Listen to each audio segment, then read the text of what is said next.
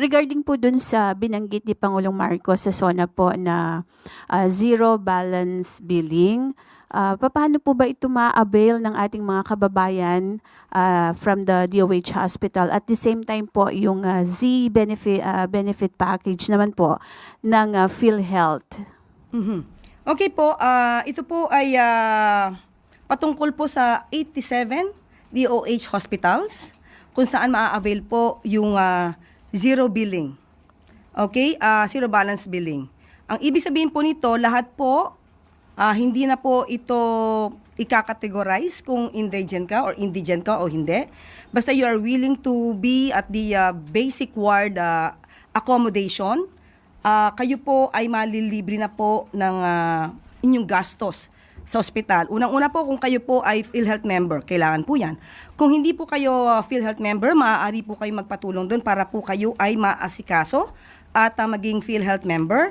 At pagkatapos po nun ay kapag ka po kayo naman ay lalabas na ng ospital.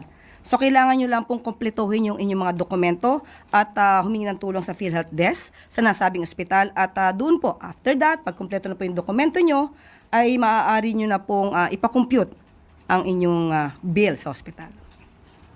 Yung po sa Z benefit package naman po ng PhilHealth, sabi po doon kahit hindi na rin po PWD, hindi yung ibang mga sector po na pili na makaka-avail nito, lahat na rin daw po ay pwede. Ano po yung pwedeng gawin ng pasyente o yung kanyang family para po ma-avail ito? Opo.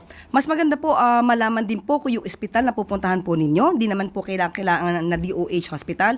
Kung sila po ay mayroon po tinatawag na Z benefits package. Kung mayroon po silang kontrata with the PhilHealth, sila po ay mako-cover. So, hindi po kinakailangan na kayo'y nasa ward. So, kahit po kayo nasa private room, nasa public hospital, basta po yung hospital na yon ay may kontrata po sa PhilHealth na Z benefit package. Pasok po yan. May binabanggit daw po yung DOH na kailangan ay basic accommodation. Yes po. Lang. Yun po yung pwede. Para po doon sa libre na bill. Iba po kasi yung Z benefit package, yun po yung patungkol sa mga let's say, kidney transplant. So, meron pong package po doon. Pero yung zero billing sa DOH hospitals po, sa basic ward accommodation. Thank you po. Thank you, Eden.